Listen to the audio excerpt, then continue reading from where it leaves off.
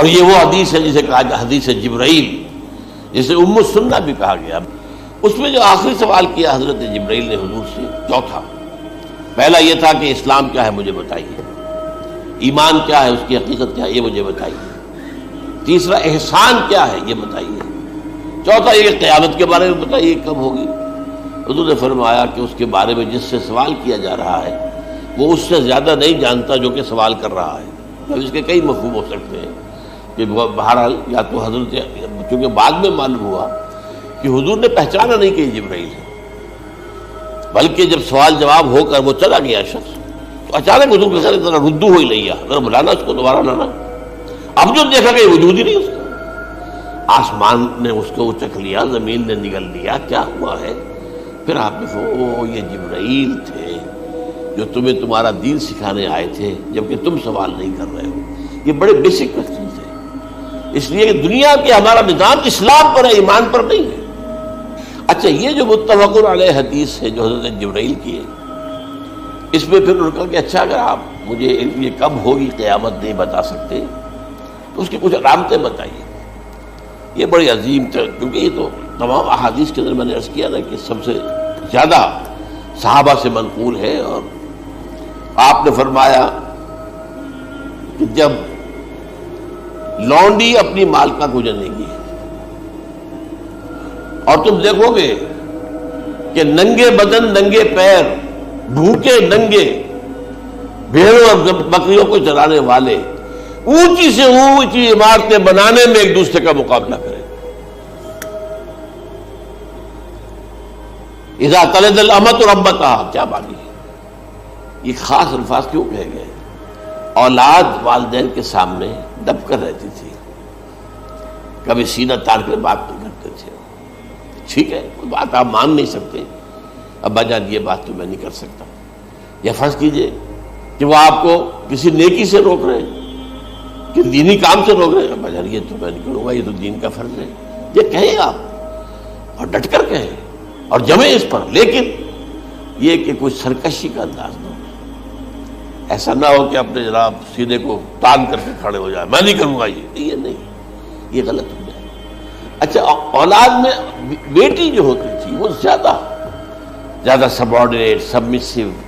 بات ماننے والی، کہیں بھی سر اونچا نہ کرنے والی۔ اور آخری دور میں کیا ہوگا؟ بیٹیوں سے مائیں ڈریں گی، انہیں ٹوک نہیں سکتی کسی بات پر، پتہ نہیں کیا بک دے گی، کیا بکواس کر دے۔ یہ تو ہمارے یہاں ہو گیا ہے، باہر کیا ہے وہ تو آپ یہ بھی نہیں پوچھ سکتے۔ آپ کی 13 برس کی لڑکی آئی ہے رات کو 1 بجے، نہیں پوچھ سکتے کہاں رہی ہو، یہ رات کہاں گزاری، پوچھ ہی نہیں سکتے۔ یہ پوچھنا بھی جرم ہے۔ اپنے چھوٹے بچے کو آپ نے تھپڑ مار دیا، تہذیب ہے، سکھانا ہے، غلط کام کیا ہے، اس کی سرزنش ہو رہی ہے، فوراً وہ اگر ایک فون کر دے گا پولیس آئے گی، بچے کو لے جائے گی، اسے لا کر کہیں اور جو ہے ڈپازٹ کرے گی اور آپ پر مقدمہ چلے گا، آپ کو اس کی سزا بھگتنی ہے۔ ظاہر بات ہے کہ پھر وہاں سرکشی کا کیا عالم ہوگا، پھر اولاد کہاں سر جھکائے گی، کس درجے میں جھکائے گی؟ اس کی تربیت عثمانی ہوئی نہیں۔ تو ان تلد الامۃ ربتہا، گویا کہ ماں، بیٹی کے نزدیک ماں جو ہے وہ ایسی ہو جائے گی جیسے لونڈی، گویا کہ لونڈی نے ایک اپنی مالکہ کو جنم دیا ہے، بیٹی مالکہ بن جائے گی اور ماں جو ہے لونڈی بن جائے گی۔ اور دولت کی ریل پیل کا ابھرتا دکان، یہ جو بھوکے ننگے اور مفلس، کیا حال تھا 100 برس پہلے، انہیں کھانے کو کچھ نہیں ملتا تھا۔ یہ مشرقی ساحل پر تھے، یہ سوائے یہ کہ مچھلیاں پکڑ لی، اللہ خیر اللہ وہ کھا لی، یا کہیں ان کو بیچ دیا، کوئی منڈی لگ جاتی تھی وہاں، اور کیا تھا۔ اور مغربی ساحل پہ کیا ہوتا تھا؟ ساری ان کی معیشت حج کے گرد گھومتی تھی، حاجی آئے ہیں، خریداریاں کر رہے ہیں، اور آپ کو معلوم ہے پوری دنیا سے مال پہلے بھی پہنچتا تھا وہاں، آپ کو جو ہے ہر ملک کے ہر کونے کا پھل وہاں مل جائے گا آج بھی۔ اور وہاں پر یہ ہے کہ سب سے بڑی بدوؤں کے لیے سب سے بڑی بات کیا تھی؟ قربانی کا گوشت، اسے وہ سکھاتے تھے، سخت چمڑے کر کے کھاتے تھے، یہ ان کا حل تھا۔ آج جا کر دیکھیے نئے شہر بن رہے ہیں، امریکنز کو کانٹریکٹ دیے جا رہے ہیں، بالکل ماڈرن شہر بنا دو۔ ایک ایبسلیوٹلی ماڈرن شہر جو ہے وہ جو مشرقی ساحل کے اوپر جو پہلے سے آرام کو سٹی ہے، امریکن سٹی ہو، اس کے اندر کوئی سعودی بھی داخل نہیں ہو سکتا سوائے جس کے پاس اس سٹی کی طرف سے لائسنس نہ ہو، اور اس کی چار دیواری کے اندر، چار دیواری کیا فصیل کے اندر کہی ہے، جو چاہو کرو، کوئی تم پر پابندی نہیں، ننگے نہاؤ، تالاب ہے نہا رہے، ننگی عورتیں ننگی مردیں نہا رہے، کوئی پوچھنے والا۔ اب اسی قسم کا ایک سٹی آباد ہونا جا رہا ہے مغربی ساحل پر، جدہ اور یمگو کے درمیان، اور اس میں اصل میں جتنی بھی دولت ہے جو پیٹرول کی ہے وہ وہیں پر رکھ لی جاتی ہے امریکہ کے اندر، تاکہ امریکہ جو ہے ایسے ایسے پروجیکٹ بنا کر جب تمہیں دے گا تو اس میں سے پیسے لے گا، وہ نہیں ملتی ان کو واپس۔ بہرحال یہ تو میں نے ایک جگہ آپ سے ذکر بھی کیا تھا، دی کنفیشنز آف این اکنامک ہٹ مین، وہ کنفیشنز کی بات جو ہے اگر آپ میں سے کسی کو دلچسپی ہو تو اسے پڑھیں کہ کس طریقے سے 1973 کے آئل امبارگو کے بعد جو شاہ فیصل شہید کے زمانے میں ہوا تھا، پھر جس طریقے سے امریکہ نے ان تمام ممالک کو جکڑ لیا ہے، اس کا پورا جو پروسیس کیا تھا وہ سامنے آتا ہے۔ بہرحال اس کے بعد آتا ہے علامات کبریٰ کا ذکر، بڑی علامتیں جو کہ بالکل خرق عادت کے انداز میں ہوگی، جن کا معاملہ جو ہے وہ آپ کے ناپ تول میں نہیں آ سکتا، آپ کی کیمسٹری فزکس ان کا جو ہے وہ نہیں کر سکتی، ادراک ہوگا یہ قیامت کی۔ ان میں نمبر ایک کیا ہے، ایک بہت بڑا دھواں آئے گا، پوری دنیا کو لپیٹے گا۔ نمبر دو، دجال کا ظہور ہوگا جو اپنی خدائی کا دعویٰ لے کر آئے گا اور بنوائے گا، اس کے ہاتھ میں ہو جائیں گے، قبضے میں ہو جائیں گے سارے ذرائع پیداوار کے، اس کی طرف بھی پہلا قدم اٹھ چکا ہو، ٹرپس کے نام سے معاہدہ ہو چکا ہے، کوئی ملک اپنا بیج پیدا نہیں کر سکتا، یہ بیج ہم نے ڈیولپ کیے ہیں، ان کے ڈیولپمنٹ سے پہلے تم ایک ایکڑ سے کتنی گندم لیتے تھے، آج کتنی لے رہے ہو، کس بنا پر؟ جینیٹکس کا جو کام ہم نے کیا ہے اس کی بنا پر ہونا، ہاں تو ہمارا حق ہے، اس کی رائلٹی ہمارے پاس آنی چاہیے، لہذا صرف ان اداروں سے، ملٹی نیشنل سے خریدا جائے گا بیج، اور بیج بھی وہ دیں گے وہ کہ جس سے جو فصل اگے گی وہ بیج نہیں لا سکتے، وہ بیج کا کام نہیں کر سکتے۔ جیسے آپ کو معلوم ہے کہ آپ کے ہاں جو گوشت کھایا جاتا ہے مرغے کا، تو مرغا وہ جو ہے اس میں مرغا ہو یا مرغی ہو، اس کے اندر کوئی وہ کیفیت ہی نہیں ہے، ان کے انڈے جو ہے ان سے آپ بچے حاصل نہیں کر سکتے، ہے تو انڈا، دیکھنے کو تو انڈا ہے لیکن وہ بنڈا جو ہے اس سے بچہ تو نہیں حاصل کر سکتے۔ ایسے ہی وہ گندم کا بیج دیں گے، نظر آئے گی گندم، لیکن اس کے اندر وہ صلاحیت نہیں ہے کہ اس سے جو فصل اگے گی اس کا نتیجہ جو ہے وہ بھی آپ لے سکتے۔ یہ ہونا ہے، اللہ جانے، قدم اٹھ رہے ہیں ادھر۔ پھر یہ ہے کہ دابۃ الارض،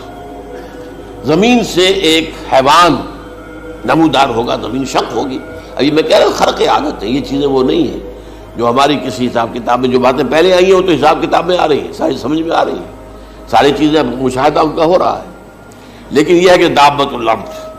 یہ کہتے ہیں کہ کوہ صفا، اس میں تو نہیں ہے حدیث میں، کوہ صفا پھٹے گا اور اس میں سے ایک حیوان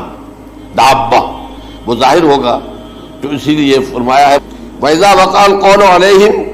أَخْرَجْنَا لَهُمْ دَابَّةً مِّنَ الْأَرْضِ تُكَلِّمُهُمْ، تو ہم اندر سے پیٹ کے چیر کر زمین کے پیٹ کو ایک حیوان کو برآمد کریں گے جو انسانوں سے بات کرے گا، گفتگو کرے گا۔ نمبر 4، طلوع الشمس من المغرب، یہ بھی خرق عادت، سورج تو طلوع ہوتا ہے مشرق سے، غروب ہوتا ہے مغرب میں، لیکن اس وقت معاملہ الٹا ہو جائے، یعنی جو کائنات کے اندر جو گڑبڑ ہوگی کچھ سمجھ میں بات آتی ہے کہ یہ معاملہ جو ہے یہ تو اس پورے سولر سسٹم کو اگر بدل دیتے ہیں تو مشرق مغرب ہو جانا، مغرب مشرق ہو جانا، یہ سمجھ میں آنے والی بات ہے۔ اس کے بعد ہے عیسیٰ ابن مریم کا نزول، جس کے بارے میں آج میں نے گفتگو کی ہے تفصیل سے۔ یہ نزول ہونا ہے، یہ علامات قیامت میں سے حضور نے بیان فرمایا ہے، اور قرآن مجید کی جو اصطلاحات ہیں اس کے حوالے سے میں نص قطعی جو ہے وہ میں آپ کے سامنے رکھ چکا ہوں۔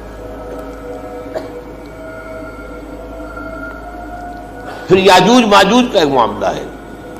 یہ میں ابھی اس وقت زیادہ اس پر بات نہیں کر سکتا۔ حضرت عیسیٰ علیہ السلام کے نزول کے بعد 2 کام ہو گئے،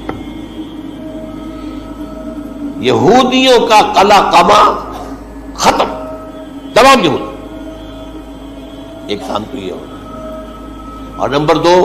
عیسائیت کا ختم ہو جانا۔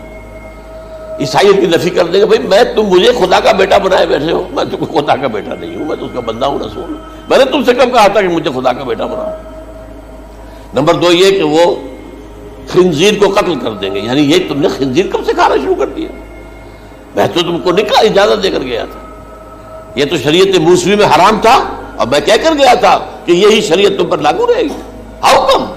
تم نے کیسے؟ آج بھی بہت سے رومن کیتھولکس جو ہے وہ سور نہیں کھاتے، وہ اس میں ہے ان کے اندر کچھ نہ کچھ بات جو ہے جو حضرت عیسیٰ کی تعلیمات کا کچھ اثر ان کے ہاں ہے۔ اس کے بعد یہ ہے کہ یاجوج ماجوج، جیسے میں بتا رہا تھا آپ کو کہ جب عیسائیت بھی ختم ہو گئی، یہود ویسے ختم ہو گئے، استیصال ہو گیا، جڑ کٹ گئی، اب عیسائیت گویا کہ اسلام میں ضم ہو گئی، عیسائیت مذہب ختم، یہودی خود ختم، اب یہ طاقت کتنی ہو جائے گی؟ تقریباً 2/3 دنیا آ گئی تمام۔ اب عیسائی 2 ارب کے قریب ہے، 1 ارب 90 کروڑ ہو گئے، یا مسلمان بھی 1 کروڑ 50-60 لاکھ ہیں، دونوں کو جوڑ لیجیے کتنے ہو گئے؟ 6 ارب کل آبادی ہے۔ لیکن اس کے بعد آتا ہے یاجوج ماجوج کا خروج۔ یہ یاجوج ماجوج میرے نزدیک چائنا اور رشیا ہے، ان کی مجموعی طاقت اتنی ہوگی اور یہ اس طرح آئیں گے ہر اونچائی پر سے اترتے ہوئے، پھسلتے ہوئے، جیسے 1962 میں جب وار ہوئی تھی بٹوین چائنا اینڈ انڈیا 1962 میں،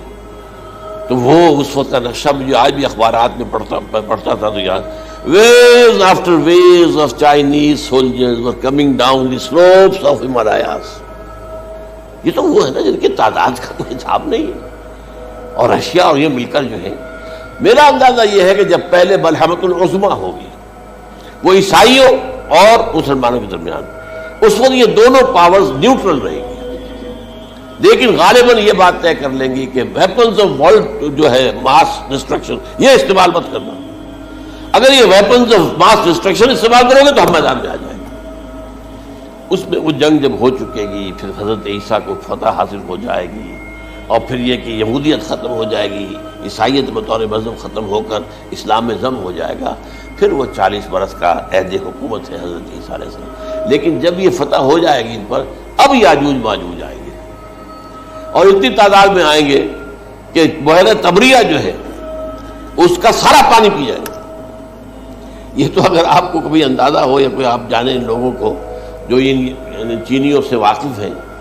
وہ کہتے ہیں زمین پر ہلتی ہوئی کوئی چیزوں سے وہ چھوڑی چھوڑ کے کھا جائیں گے، جہاں وہ جاتے ہیں ایز اے لیبرر، وہاں کے جو سارے کتے ہیں ختم،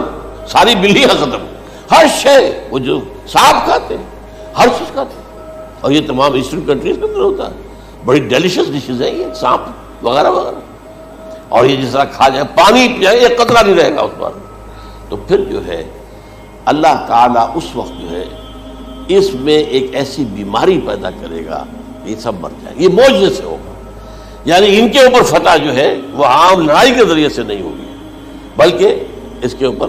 فتح جو ہوگی وہ اللہ تعالیٰ سے ہوگی، ایک بیماری پیدا ہوگی، سب مر جائے گا، اور اس کے بعد اللہ تعالیٰ ایسے پرندے بھیجے گا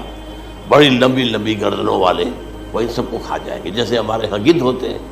وہ ان کو صاف کر دیں گے، ورنہ تو یہ ہے کہ پوری دنیا کے اندر جو بدبو اور جو پیدا ہوتا معاملہ اس سے،